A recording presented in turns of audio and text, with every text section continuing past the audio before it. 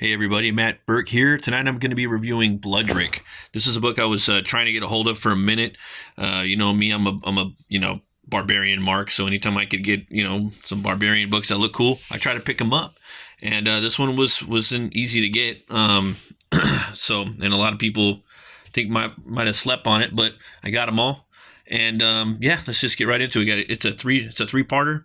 You could pick these up on Amazon right now and eBay, and they're coming out with a trade paperback. So either or, you can't really go wrong. The trade paperback's going to be like 12 or 13 bucks. But yeah, there's the first book, the back cover. Pretty cool. I think it might be the same thing. Oh no, cool. They do different stuff. Little quotes right here. Starving, bloody, and broken he dragged his body across the wasteland. So it's almost like, let's see this one. Bloodrik lost his mind when he tasted the blood. So it's almost like a one-off Conan stories in a story in some way, but not really. Because Conan, he doesn't have this blood lust. That's kind of that's how I best describe this character. This is almost like a Call of the Wild survivalist barbaric tale. And this guy he's the king of the forest, and he has to hunt. So he's always hunting down trying to get different game and pick up the best prize, but not for trophy, just because he wants to eat and he has to eat, and he's just like this massive like barbarian that wants the flesh so he could be buff, and the blood drives him crazy into a craze. It's an addiction for him. So it's a hunt. The book is a straight up hunt. All three.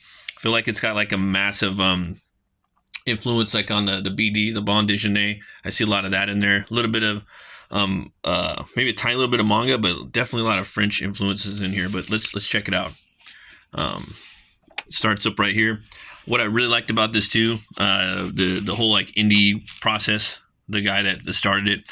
Hello, my name is Andrew, and I created Bloodrik. I just wanted to give you a little backstory on what it took to get this book into your hands. I drew the first sketch of Bloodrik in 2009, and I really liked how it came out. Right away, let me say, oh, cool. Right away, I wanted to make a Bloodrik comic, so I put on some Viking metal, hell yeah, and scripted. Started working on a script. 10 years later, I put on the first Bloodrik ashcan, put it out. That's right, 10 years. I'm an illustrator first. Writing is hard. 10 years of loose notes. And rough drafts, 10 years of writing and rewriting, deleting and false starts, 10 years of blank paper, no ideas, bad ideas, self-doubt, and giving up, 10 years of day jobs and freelance work, 10 years of getting by, paying bills and making rent. That time went fast. Yeah, it does. Same. I know what you're talking about, brother. One day I looked up at the original sketch and I realized I'd spent 10 years working with nothing solid for it. So I did the only thing I could think of. I said fuck it and started again. This time it was different. This time things started coming together fast. Right here, let's see. Instead of second guessing every idea, every layout, every line, I knew that no matter what line I put down, it was damn sure better be better in another 10 years of nothing. So that's it. Eventually, you just got to kind of put something out there, and it's not going to be perfect, and you just got to do it and make the next page better and better. I agree with that 100%. Just like a song, too, sometimes you'll come up with a riff, and you and your buddies are jamming, or you're in your band, and you got that first riff, and you're like, yeah, this is good, and that's the riff, but let's keep adding to it and teching it out and doing that and adding more notes. It's like, nah, you probably should have went back to that one fucking guttural gut instinct thing, and it probably isn't the best way it's going to be, but go with it. Write that song, keep doing it. I think comics and art is very similar in that regard. But yeah, I want to keep reading this right here. It wasn't long until I had enough pages to put together the first Bloodrik ashcan, and it debuted at the 2019 Small Press Expo. $5 sold out. The response at the show was really nice, and it got some decent interest from folks online as well. With a little work and some incredible help, I was given the opportunity to have Bloodrik self-published. So here he is, and you're holding in your hands the first chapter of the story. In your hands, full sized and full color, including all new backup story. I really like how it came out, and I hope you too like it as well. So yeah, man, here we go. I thought that was an excellent thing about this story. We're gonna get going. Part 1, nothing. I really like the way this starts out with this blacksmith. A sword is forged in fire. A sword is born out of molten steel. The mold, the hammer, and the swordsmith give it shape, seething, white-hot liquid without form or function. Time spent in the fire and time spent on the anvil gives strength to the blade. Violence and fire transform raw steel into a powerful weapon. Wisdom is born in a lifetime of mistakes made and knowledge gained. It is shaped by our days and hardened with age. A mind steeped in wisdom is a powerful weapon. His mind was a seething, white-hot liquid steel, the mind of Bloodrik. So I think that's a really cool way to like start up a story. I mean, you're like, oh damn, okay, like I'm sold. Let's get it going. So you get into that, and right here, he was hungry and furious. Bloodrik was had hunted for days, and found nothing. He wandered further from his home, than he ever had before, and he didn't like it. So he's wandering the forest, crunch, crunch, crunch, and this book has these big, like, epic shots. It really shows the scope of the woodland of the forest that Bloodrik resides, and he's pushed the boundaries on where he wants to go. Nothing about the woods was familiar, so he keeps wandering, going along. And you got this awesome shot right here. I love the way his rendering is too. You don't really see that too much. His rendering, he does straight lines coming down like that on all the anatomy for Bloodrik. It just sticks out like on the shelf if you were to see this next to a Marvel book or anything like that. Real quick too, I love the design of the character. He's got this really cool like helmet that's broken up, and like this little kind of scarf thing right there. And it's definitely got like a hard like lean into Norse mythology. Even Homeboy said he was bumping some Viking metal and he was creating it. And he's going along, looking. You're seeing this beautiful artwork. The scope really got its own style, man. And he really, a lot of artists do this now, but they don't do it as engagingly and as good as this guy. He really lets. This is all about breathing. Both these books, breathing / with brutality. Excellent storytelling. And then you have the blacksmith narrating all the way through. Something broke the twigs. Just dead quiet. He's just getting so tired. He needs to eat something. Hunger, confusion. It made no sense. Nothing in the woods is beyond me, he thought.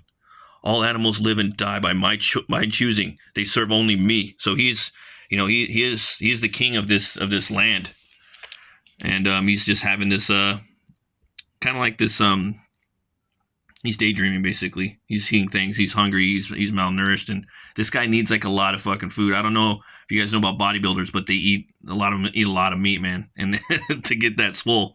And that's kind of how this guy is. But also, again, he has that bloodlust.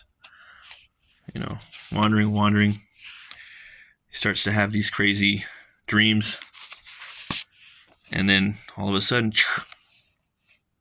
you just see like the berserker in him. As soon as he gets that kill,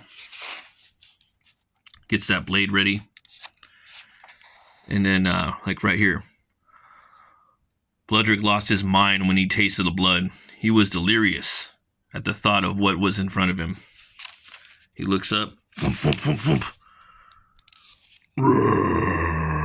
Big old fucking bear, dude. And so like the creator, he has these cool like panel designs where they kind of sweep in coming like that, the action. So you got the bear coming in like this, and he's going back. Then you got this view of his hand, so it's almost like a panel within itself, and then you have this first person view of him going up, grabbing the fucking bear claw. I love this page right here. This is my favorite page in the book. Then there's another one right here. It just jumps back to the fight. You see the bear's mouth coming at him, you know, just claw marks and hands and all this chaos just going on. You got the guts right there, and the bear just kind of kicked his ass a little bit. And that's it right there for the first part of the issue. You kind of he has these little cool short stories in the back. Digging that. Let's jump into the second book real quick. We're gonna this review is gonna be a little longer because it's 3 books, and it just is. You're gonna have a little recap of the blacksmith. And again, I don't recall him using this sword in this book that the blacksmith is forging. So I'm hoping that it's gonna be in the next book. He's moving along. He's going after the bear. And then a whole gang of fucking deer just comes straight at him. You know, and again, he's having these weird, like, hallucinations. You know, you kind of really feel what he's feeling. It's very immersive, this book. Skeleton. Love the bone stuff. And then, out of nowhere, he sees a dragon. Right? He searches. And he goes upon this village. So the village, you got this real... It's up in the mountains. It definitely has these Norse type setup on the architecture, but original unto itself. The creator kind of did his own spin on it too. I like the way his wording is, his lettering is. The narration. That's an art form unto itself. Something's going on up here. What's going on? You know. What's going on in there? I'm gonna go ahead and leave it right there for that issue. Then you move into this one, Blood and Fire. He's going along. Big old shot right there. That's like a t-shirt right there. I would get that printed on a white t-shirt. That would look sick. You got the whole like bear slashing going through him. And that, man, that's some metal shit right there. Right? He stumbles across this, and you see this crazy ass right there. Who are you? I'm gonna leave it. I'm just gonna leave it at that. There's a whole other part of this book right here. I hope I would go into more of it, but again, it would just kind of spoil it. But I can't wait to see where the creator Andrew Kronk goes with this. I think that he's onto something with this, and hopefully he doesn't like, I don't know, take 10 years to do it. I want more. So, but I know how it is. I've spent 10 years on that character before. Yeah, this book was dope, man. It wasn't what I expected in a good way. I knew it was going to be pretty cool. I had that feeling, but yeah, I give it 2 horns way up. And just let you guys know, my book, Butch Cleaver 2, I'm going to be having a second chance campaign, and I'm launching it on the 16th, Saturday night on my show, Metal Movies and Brewskis Live at midnight, which is actually St. Patrick's Day. It's Eastern Standard Time. And yeah, you guys can pick up the books. It's about a butcher who gets killed and he's brought back to life by a voodoo curse, and that curse gives him the power to weaponize bone on a molecular level. So I'm going to have both issues on here. Again, this is a book that I worked on for about 10 years, and you're going to see my artistic, hopefully, growth over each book and every book that I put out after this. The first backer of the book is going to get this right here. It's the Fund My Comic basically decal thing that I sport right now during the campaign. This is the actual one that I drew and inked. So first backer is going to get that. The first 10 backers are also going to get sketch cards too. So check it out. So thanks for watching, folks. Always remember to be bold, be brave, and roll the bones to know you roll. I'll see you guys later. Bye-bye.